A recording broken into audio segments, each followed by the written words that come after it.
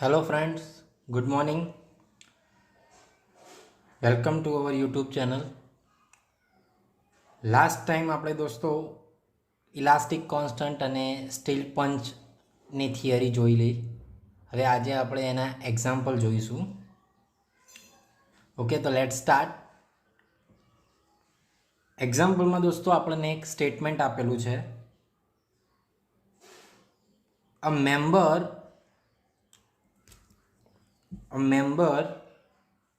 2 meter long and 100 mm wide and 50 mm thick in a section is acted upon by an axial tensile force of 120 kilonewton.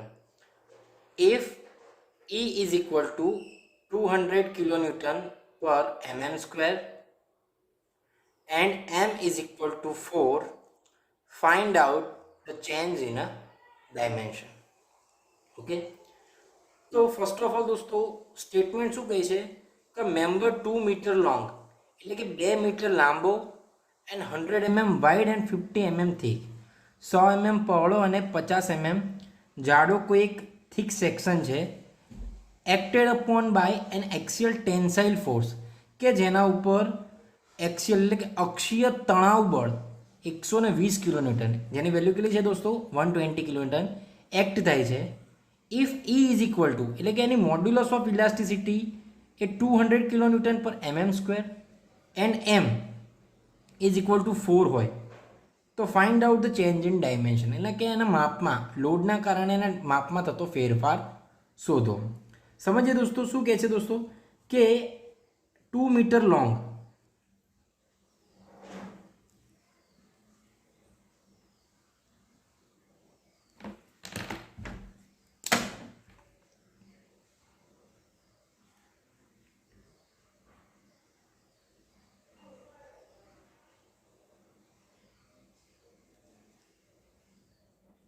2 meter long, 100 mm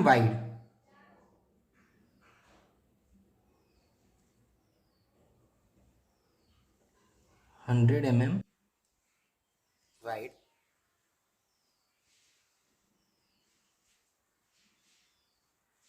and 50 mm thickness.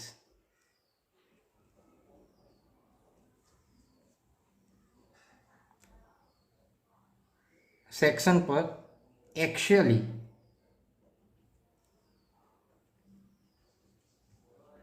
એના ઉપર load લાગે છે તો એના ડાયમેન્શનમાં ફેરફાર થતો હોય એટલે કે લોડ લાગવાના કારણે ડાયમેન્શનમાં એટલે કે એમાં 3 માપ છે દોસ્તો કે એમાં લંબાઈ છે, પહોળાઈ છે અને જાડાઈ છે. તો આ લોડ લાગવાના કારણે એના આકારમાં ફેરફાર આવશે અને એ એના ડાયમેન્શનમાં એટલે કે એની લંબાઈમાં, એની પહોળાઈમાં અને એની થિકનેસમાં ત્રણેયમાં ફેરફાર આવશે. તો લોડ લાગવાના કારણે ચેન્જ ઇન ડાયમેન્શન એટલે કે એના માપમાં થતો ફેરફાર છે આપણે શોધવાનો છે. તો અહીંયા આપણને શું કીધું છે દોસ્તો, લેન્થ આપેલી છે એની, તો length L is equal to 2 metre. આપણને ખ્યાલ છે મીટરમાં આપ્યું છે એટલે આપણે એને એમએમમાં કન્વર્ટ કરીશું તો શું થશે દોસ્તો 2000 mm. વિડ્થ છે જેને આપણે બી વડે ડિનોટ કરીએ છીએ એ આપણને કીધેલી છે 100 mm. Thickness which is denoted by t એ આપણને કીધું છે 50 mm. બીજું આપણને લોડની કિંમત આપેલી છે પી કેટલો છે દોસ્તો 120 કિલોન્યુટન. ન્યૂટનમાં કન્વર્ટ કરીએ તો શું કહી શકાય 120 ગુણ્યા 10³ ન્યૂટન. નેચર છે એનું દોસ્તો કેવું છે ટેન્સાઇલ છે. મોડ્યુલસ ઓફ ઇલાસ્ટિસિટીની કિંમત આપણને આપેલી છે 200 કિલોન્યુટન પર mm સ્ક્વેર. હવે આપણે modulus of elasticity kilonewton per mm સ્ક્વેરમાં આપેલી છે. જનરલી આપણે શામાં લઈએ છીએ ન્યૂટન પર mm સ્ક્વેરમાં, બરાબર. તો આપણે એને ન્યૂટન પર mm સ્ક્વેરમાં કન્વર્ટ કરીશું. શું થશે દોસ્તો 200 ઇન્ટુ 10³ ન્યૂટન પર mm સ્ક્વેર. એમની કિંમત જે આપણને આપેલી છે 4. ઓકે, તો ચેન્જ ઇન ડાયમેન્શન, ડાયમેન્શનમાં થતો ફેરફાર. તો તો ડાયમેન્શનમાં શું ફેરફાર થશે દોસ્તો કે એની લંબાઈમાં ફેરફાર થશે, એટલે કે ડેલ્ટા એલ, એની વિડ્થમાં ફેરફાર થશે તો ડેલ્ટા બી, એની થિકનેસમાં ફેરફાર થશે એટલે કે ડેલ્ટા ટી. તો આ ત્રણ આપણે શોધવાનું છે. ઓકે, તો લેટ સ્ટાર્ટ. ડેલ્ટા એલ એટલે કે લંબાઈમાં થતો ફેરફાર, ચેન્જ ઇન લેન્થ. આપણે જાણીએ છીએ કે ચેન્જ ઇન લેન્થ કોને કહેવાય, તો કે લોડ લાગવાના કારણે એની એકમ લંબાઈમાં થતો ફેરફાર, એની જે એલોંગેશન. તો એનું એક ઇક્વેશન છે દોસ્તો ડેલ્ટા એલ ફાઇન્ડ કરવાનું, કે delta L is equal two PL upon E, અથવા તો strain is equal to delta L upon L. બે ઇક્વેશન આપણી પાસે અવેલેબલ છે. જો આપણે ડેલ્ટા એલ શોધવી હોય તો આપણી પાસે લાગતો લોડ પી, એની લેન્થ એલ, સેક્શનનું એરિયા અને મોડ્યુલસ ઓફ ઇલાસ્ટિસિટીની કિંમત હોવી જોઈએ. અને જો આ ઇક્વેશનનો યુઝ કરીએ તો આપણી પાસે ટોટલ લેન્થ અને સ્ટ્રેન હોવું જોઈએ. તો હવે આ ઇક્વેશનમાં જોઈએ તો આપણી પાસે એરિયા આપેલો નથી, તો આપણે એરિયા શોધવો પડે. અને જો આ ઇક્વેશન યુઝ કરીએ તો આપણે સ્ટ્રેનની કિંમત શોધવી પડે. બરાબર, તો આ બંને ઇક્વેશન આપણે યુઝ કરી શકીએ છીએ. પણ હવે આપણને જે ડેટા આપેલો છે રકમમાં, એમાં આપણી પાસે ઈ પણ આપેલો છે ને એમ પણ આપેલો છે. એમ એટલે શું દોસ્તો, તો કે આપણે Poisson's ratio mu is equal to શું થાય છે 1/m. બરાબર, તો અહીંયા આપણે આની મદદથી પોઈઝન્સ રેશિયો મ્યુ જે છે એની કિંમત આપણને મળી જશે. તો 1/mની કિંમત આપણને 4 આપેલી છે, એટલે મ્યુ ઇઝ ઇક્વલ ટુ થશે આપણું 0.25. ઓકે, તો મ્યુની કિંમત આપણને મળી ગઈ. હવે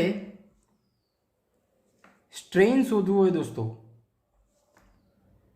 તો હુક્સ લો પરથી આપણને ખ્યાલ છે કે સ્ટ્રેસ અપોન કેપિટલ ઈ.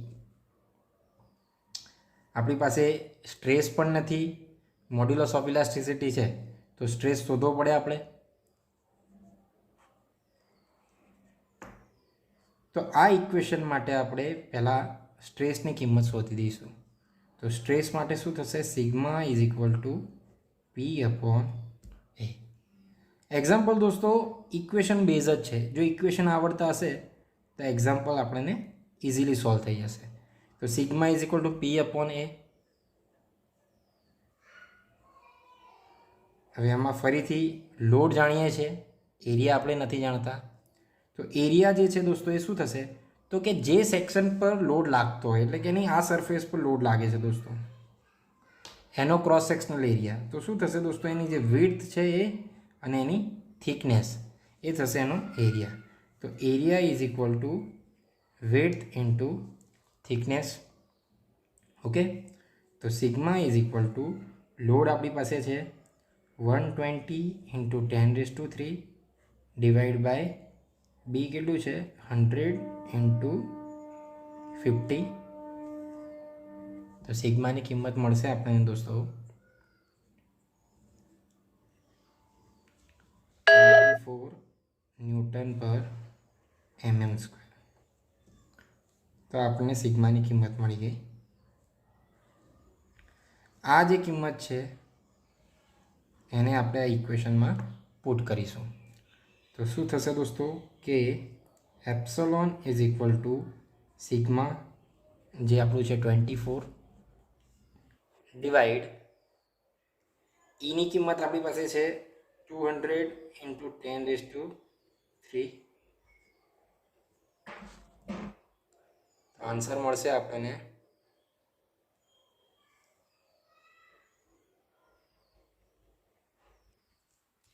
1.2 ઇન્ટુ 10⁻⁻⁴.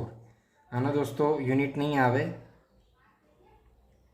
આ કેવી યુનિટલેસ ક્વોન્ટિટી છે એટલે એનો યુનિટ નહીં આવે. હવે એપ્સલોન આપણને મળી ગયો. એપ્સલોનની મદદથી આપણે ડેલ્ટા એલ ફાઇન્ડ કરી શકીએ. तो epsilon is equal to delta L upon L. Delta L ने सूत्र करता करिए तो delta L is equal to epsilon into length. Epsilon है આપણું 1.2 इंटू 10⁻⁻⁴ इंटू एल ની કિંમત આપણને આપેલી છે રકમમાં કેટલી 2000 mm।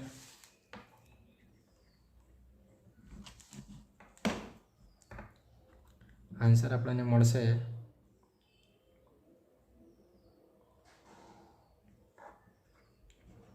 0.24 mm। લોડ આપણો ટેન્સાઇલ હતો દોસ્તો। ટેન્સાઇલ લોડ ખેંચાવાના કારણે એની જે લેન્થ છે એમાં શું થશે વધારો થશે। આન્સર બી આપણો પોઝિટિવ આવ્યો છે અને ખેંચાયો છે સેક્શન તમારો લેન્થમાં, એટલે એની લેન્થમાં 0.24 mm નો વધારો થશે, ઇન્ક્રીઝ થશે। ઓકે, હવે લેટરલ ડાયમેન્શન એટલે કે એને બી અને ટી, જે આપણે ડેલ્ટા બી અને ડેલ્ટા ટી શોધવાના છે એ ચેન્જ ઇન ડાયમેન્શનમાં કેવા ડાયમેન્શન છે દોસ્તો લેટરલ ડાયરેક્શનમાં। એટલે કે આગળના આપણે લેક્ચરમાં ભણ્યા હતા કે લેટરલ સ્ટ્રેન કોને કહેવાય તો કે due to the load the changing in the dimension of lateral direction. Lateral ડાયરેક્શનની અંદર જે ચેન્જીસ આવતા હોય બરાબર એને આપણે લેટરલ સ્ટ્રેન કહીએ છીએ। તો લેટરલ સ્ટ્રેનમાં એની વિડ્થ અને થિકનેસ જે છે એ આવશે। તો એના માટે આપણે ફોર્મ્યુલા હતું કે એપ્સિલોન ડેશ એટલે કે lateral strain is equal to for width change in width upon original width, and if talking about the thickness, જો આપણે thickness વિશે વાત કરતા હોઈએ તો change in thickness upon original thickness। હવે આપણી પાસે બી અને ટી એટલે કે ઓરિજિનલ વિડ્થ અને થિકનેસ તો છે જ, પણ ચેન્જ ઇન વિડ્થ અને ચેન્જ ઇન થિકનેસ શોધવી છે તો બંને માટે આપણે કોમન જોઈએ તો કે એપ્સિલોન ડેશ એટલે કે લેટરલ સ્ટ્રેનની કિંમત જે છે એ આપણે શોધવી પડે। હવે લેટરલ સ્ટ્રેન આપણને કયા ઇક્વેશનમાં મળે છે તો આપણે જાણીએ છીએ કે પોઇઝન્સ રેશિયો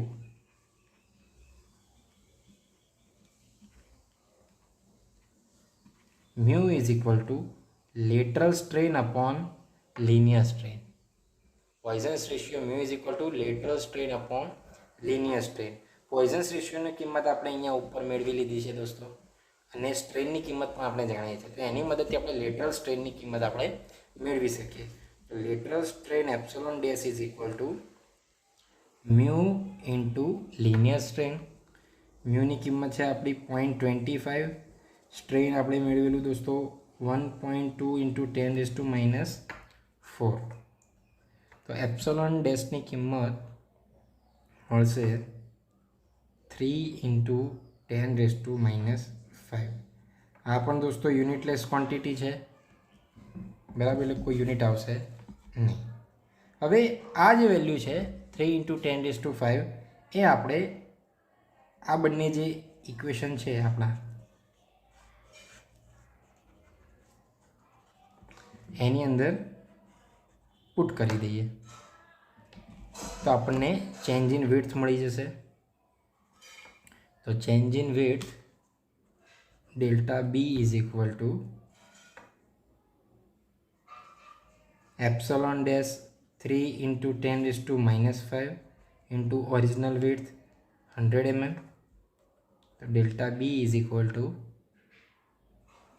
0.003 mm। હવે વિડ્થ જે છે દોસ્તો એ લોડ લાગવાના કારણે વિડ્થ જે છે એ શું થશે ઘટશે। સેક્શન જે છે એ આમ ખેંચાશે તો એની જે વિડ્થ છે એ શું થશે દોસ્તો ઘટશે। તો ડેલ્ટા બી જે છે એ 0.03 mm જેટલો શું થશે દોસ્તો ડિક્રીઝ થશે। શું થશે ડિક્રીઝ થશે। સેમ ફોર ડેલ્ટા ટીની વાત કરીએ તો delta t is equal to Poisson's ratio into thickness થશે। થિકનેસ કેટલી છે એની 50 mm।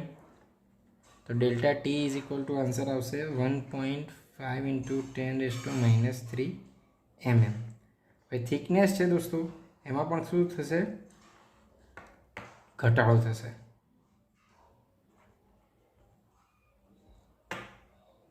ओके,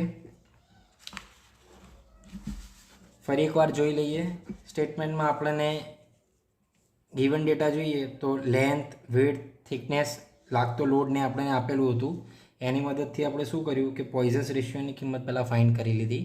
એમ આપેલો હતો એના પરથી પોઈઝન્સ રેશિયો મેળવ્યા બાદ આપણે ડેલ્ટા એલ શોધવા એટલે કે સ્ટ્રેઇન શોધવા માટે હુક્સ લોનો ઉપયોગ કર્યો. બરાબર, કે Hooke's law E is equal to modulus of elasticity is equal to stress upon strain એ ઇક્વેશનનો યુઝ કર્યો અને એની મદદથી આપણે સ્ટ્રેઇનની કિંમત એટલે કે લિનિયર સ્ટ્રેઇનની કિંમત આપણે ફાઇન્ડ કરી. લિનિયર સ્ટ્રેઇનની કિંમતની મદદથી આપણે લેટરલ સ્ટ્રેઇન જે છે એની કિંમત ફાઇન્ડ કરી અને એની મદદથી આપણે ચેન્જ ઇન વિડ્થ અને ચેન્જ ઇન થિકનેસ ફાઇન્ડ કરી. ઓકે, તો આઈ હોપ તમને આમાં ખ્યાલ આવ્યો હશે દોસ્તો. કોઈ પણ જાતના ડાઉટ્સ હોય તો તમે કમેન્ટ સેક્શનમાં કમેન્ટ કરી શકો છો.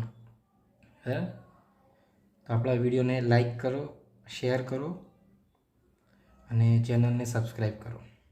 Thank you.